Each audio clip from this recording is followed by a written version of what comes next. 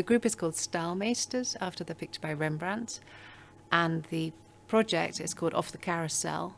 And the idea is that Rembrandt Frerichs, who's a jazz musician and composer, is writing a piece for classical musicians like me to play, and by playing it to sort of cross over and step into his world where we learn to improvise.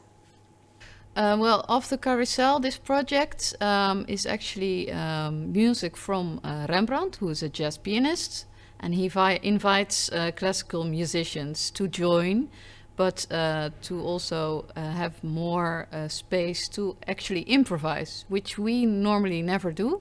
Okay, the first thing, honest answer to the question, the first thing that drew me to this was Rembrandt himself. Because Rembrandt is this incredible gifted guy who can just kind of bring everything together in a hot mess of amazingness and structuring it. So for me, I've done lots of stuff with contemporary music. So Rembrandt is a contemporary composer, but he's not contemporary in the sense that he's coming from a school of composition from one of the amazing universities and centers all over the world, whether it be... Actually, I got in touch with this project, or I was really attracted to this project because improvisation has been always something that I've been a bit scared of. As a classical player, we never get into it. We are always a bit scared, and it's always this fear that you are never gonna do it good enough. Immediately you start improvising and you want to sound as if you would be a master in improvisation, no? Because you have the music and you know the music, but you don't sound as you want to because you don't have the tools, or I don't have the tools.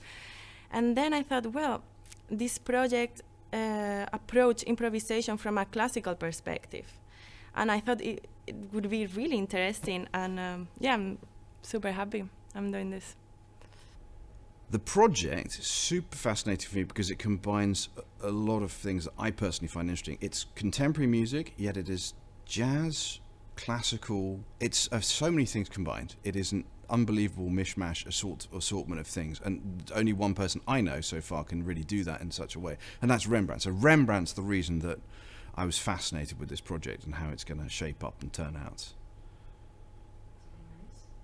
Well, it's also really true. None of this is made up. Rembrandt is such a fantastic improviser, and I learned over the past years that jazz musicians much stronger lean on harmony than us classical musicians. We tend to, look at our line, our melody, and our notes, and they have different, let's say, pillars, ingredients, what to lean on when they perform and also when they play freely on stage. And we are much more, we have this blueprint, what we usually, our score that we play from. And so these two worlds meeting is super fantastic, interesting. What really attracted me to this project is that I'm really trying to find a way to be more open-minded and more free, actually, because classical music is very much into details. And well, what in this project, what I'm discovering is that I'm not kind of alone with this, no? So the good thing is that I am playing with musicians that are on the same stage as me, meaning like we are all a bit scared. We all come from this background of improvisation being a bit scary. So we all there, we don't judge each other. Actually, it's very good. So it feels a very safe environment. Because we all understand each other and we all understand what we go through. Yeah. If we tend to forget that Mozart and Beethoven were improvisers also, and so for us classical musicians it's fantastic to become a bit more free. And Rembrandt learns how we look at notes. It's super interesting. So Rembrandt is a composer who is very open about his capacity and very known for and brilliant at his capacity to improvise. So he composes in the moment, and how that connects to the Western history canon, obviously, you have all of these guys from Mozart to Beethoven, Bach, who are all known to enjoy very much showing off and battling with contemporaries, and in most cases the ones that we know about winning these improvising things, improvising competitions, and Rembrandt brings that very much to stage, as well as having constructed, written out music at the same time. So it's this amazing mix of two seemingly, for some people, opposite worlds, but being brought together in a coherent single form. Actually, I would be really happy if by the end of all this period, I managed to finally get loose improvising or just enjoy it. It's actually my goal, to enjoy it. Yeah, so the thing that I suppose is the thing that is, I suppose, I'm looking forward to the most is actually at the premiere, on stage, in the moment, how the piece is going to take form at that moment. It's never going to be the same. There are pieces there's a roadmap always. There's a plan, but the point is, if an acoustic plays a thing, or somebody has a particularly great idea, it's going to change, and how then the group reacts to that, and the form it's going to take is that I'm really excited about. Extremely curious, because I don't know what it's going to be. No one does. So each performance will be unique, and Yeah, I've only improvised a couple of times in my life. I'm used to playing from written out music, and so it's a big leap to actually create the music myself. So back to Rembrandt for a second. So Rembrandt is this amazing guy who can compose, he can play, and he does it, and he can improvise. I mean, it goes without saying, of course, but he can play straight, he can play impro, he can play all kinds of different things. So he brings a different way of listening to sounds, which is in this great tradition of the great composers of the Western musical traditional canon and beyond with him, because you've got all this jazz going on and Cuban influence. So I just think it's absolutely amazing to be able to work with a guy who has that at his fingertips, literally at his fingertips. You know, we can speak with Rembrandt all the time, and he plays with us. So we also know that he wants us to be free from what he's written. So that's a very different, I just say, attitude almost to what you have in front of you. And of course, they don't have anything in front of them. But we need something like a grid to be free from. So that's the much challenging thing. All of these guys, Bach, Beethoven, they're all in this line of wanting to show off what they can do, because they're swimming in music. It's their language. They play with it. They have fun with it. That normally classical musicians were used to improvise a lot, especially we all know Baroque music was mostly improvised, no? And somehow this improvisation got away from classical music training, and now either you specialize on classical music performing or improvisation, but it's kind of not connected anymore. Well, we tend to forget sometimes that composers of the past, like for instance Beethoven, was a phenomenal improviser. We know that he just played variations on a theme just like that. Luckily he wrote a few down also, but we know that in the past people used to improvise also in the classical world, historically. Composers like Mozart or Beethoven, they improvised way more than we actually think. They improvised their own cadenzas, and that's, I think, how they discovered their pieces. And we never do that anymore. So that's a lot of fun to try to get this part back into our way of playing. So yeah, I hope we can have our own cadenzas in the end. The composer Rembrandt, I find him a genius because he's able to put his ideas and at the same time give us the freedom and also the way how to express ourselves, and every time is very different. And so I find that this piece and this project actually is part of us and grow up with us. And every time, like a person has a different character. So actually, I discover every rehearsal a little bit new things for my own playing.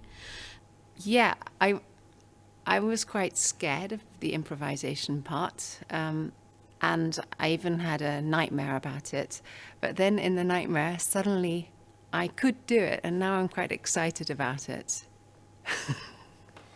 The nightmare turned Yeah.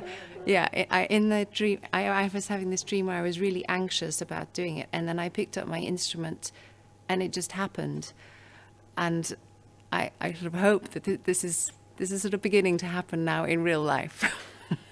I find it very, very much avant-garde because Rembrandt is able to connect classical musicians and jazz musicians, and in a way to create a new experience, and is pretty much able to communicate with us classical players to go out of the comfort zone in order to express ourselves, but at the same time doesn't make us feel that we go too much over, so it's kind of guiding us. And if you play in symphony orchestra, you don't really have any agency. You just have to play what's there, and then you have to do what the conductor says and what the principal says and follow. And in early music, there's a lot more freedom, a lot more agency given to the performer. My musical background is pretty classical, and I'm used to play in orchestral and chamber music field.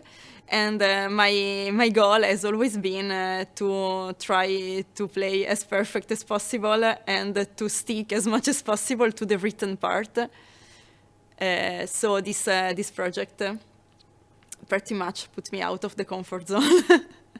Well, in the end, I hope I can manage to play melodies on my own or tell a story with the notes I find out then in the moment. It's a challenge to play in a genre that you're not used to, because if I play Mozart or something, then I know exactly what sort of sound I should make and what's important to listen to. And in this music, it's layered in a different way, and you have to know what to listen to, who you're playing with. And in music that I normally play, then I know that instinctively, but here I really have to learn it.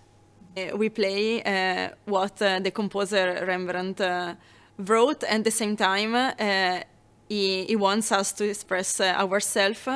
Classical music is always written, huh? So you have to really follow what is written in the score, in the music. But then here you have the opportunity to be free and to express yourself. And then we are discovering these opportunities and also finding different ways to interact with each other, creating different textures. Written, composed material meets improvisation and creative potential of the musicians. So you can see, like from the audience, for people who doesn't know music, you can see when everything is clear, we play as written, but also you can see these moments of doubts. You don't know what is going to happen. So that's also the magic. We don't know what is going to happen. So we are discovering also the piece in the moment. What's fun for me in this project is the feeling of being the glue in the ensemble. That meaning I'm a bassist, I'm an accompanist, and I'm an essential foundational aspect of how this music works. But at the same time, I have plenty of room to stand out as a soloist and as a texture inventor. And that I find very compelling and thrilling. Well, the rehearsals for me are pretty challenging, exactly because I never know what's going to happen. And I need to be pretty much concentrated, more than what I play, but more surrounded by what the others are playing, and being able to be as flexible as possible.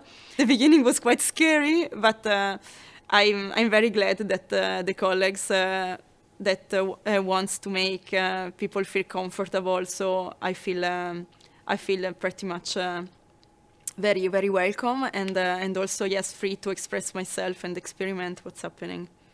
The classical musicians are scared, really afraid to improvise, to not know what to play, to not have any notes to work with. And the jazz guys are actually kind of afraid to have too many notes to work with, because then actually you can make mistakes. In the past, there was basically no difference between the composer and the performer. The performer was asked to compose as well, and it was just a mix of everything. And in the concert, some pieces that we play now as masterpieces, we're just creating at the moment. For me, instead of trying to play always like with the harmony and everything together, like to go out of my comfort zone, you know, and play this. Maybe another key against this, or trying to play these classical pieces that I had in the head from my youth, no? And now try to play in this context. Yeah, like all the famous classical musicians, Bach, Mozart, Beethoven, they would improvise on the piano, and then from there they would write out the music. But it was much more common to improvise on these times. Also, yeah, they had a lot of gigs because there was no radio, so they had to play a lot. and they didn't have so much time to write everything. So sometimes they also did the concerts just improvising. And for us, we have many things written, a lot of music to play, but also a lot of space. So we can maybe have, 30 minutes of written music, but then it lasts for 1 hour. So now we are creating this music in the moment like they used to do in the past. Right, and Rembrandt's call for the musicians will be go all the way and be assertive and strong in the point you're making. So that it really directly invites us to do that. But at the same time, there is a story to be told, and a story requires consistency and repetition, and a certain amount of loyalty, so to speak. So both aspects of this project within the music are important. In the end, I will be able to make my own story in a free way. I was free from the scores, and I love to find always new meanings about the composers that I work with, but they are all dead. So it's for me it's amazing to exactly find myself at the same time, be part of creation that Rembrandt is making.